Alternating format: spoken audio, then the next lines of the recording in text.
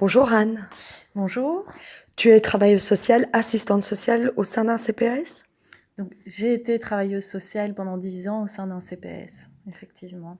D'accord. Et donc par rapport à la situation vécue par certains des bénéficiaires de ton CPS qui se voyaient contrôlés par rapport justement à une situation de cohabitation, tu as probablement assisté des personnes au sein de CPS où c'était parfois compliqué de faire la part des choses.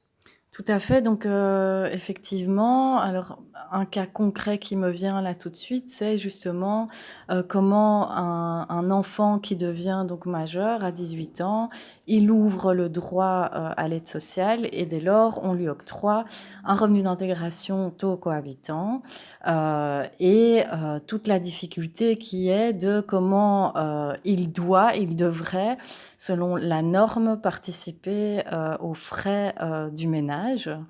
Alors on peut évidemment imaginer qu'un taux cohabitant permet difficilement de participer aux frais du ménage, étant donné aussi qu'à 18 ans, eh bien, on a aussi des besoins qu'on n'a pas ou moins comme jeune enfant. Et donc, ça enlève toute une liberté à ce jeune adulte de pouvoir satisfaire à ses besoins de jeune adulte. S'il y avait un revenu plus élevé, je pense, cela lui permettrait de prendre certaines responsabilités s'il y a lieu d'être dans... Et de se projeter dans l'avenir, quoi. Et de se projeter dans l'avenir tout en participant, s'il y a un sens à ce qu'il participe, aux dépenses du ménage. Et clairement de se projeter dans l'avenir avec toutes les dépenses qu'on peut imaginer auxquelles on doit faire face quand on a 18 ans. Dans certains CPS, on constate les situations de cohabitation sur place, en pratiquant des visites inopinées. Comment est-ce qu'une assistante sociale vit ce genre de mission qu'on lui demande? Alors moi, comme assistante sociale 10 ans en CPS, je pense que je n'ai pas de chiffres là en tête, mais j'ai fait très très peu de visites à domicile. Je ne les ai faites uniquement que quand les personnes me demandaient de venir dans leur logement. Sinon, je n'ai jamais fait de visite à domicile. C'était sur base des demandes des gens. Donc, je pense, alors c'était il y a quelques années, mais donc je pense qu'il y a une marge de manœuvre possible. Et maintenant, je suis enseignante donc pour des futurs assistants sociaux, et c'est ce que je leur dis, de bien connaître le cadre de travail dans lequel ils sont, dans lequel ils exercent, le cadre légal, et de pouvoir toujours jouer avec cette marge de manœuvre qu'ils ont.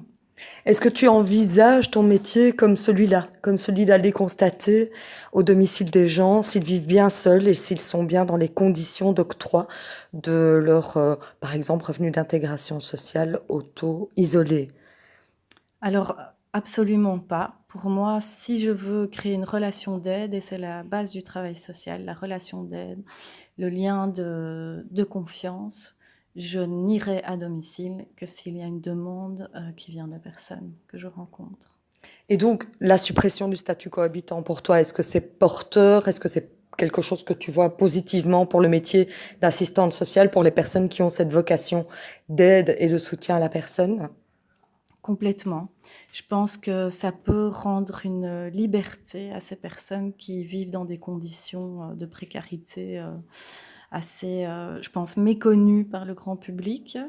Et donc, c'est les reconnaître. Et reconnaître qu'ils ont la possibilité de faire des choix et qu'ils sont libres de... Sans que ce choix ne soit conditionné par leur situation de famille. Tout à fait, tout à fait, oui. D'accord. Merci beaucoup, Anne, pour ton témoignage. Avec plaisir.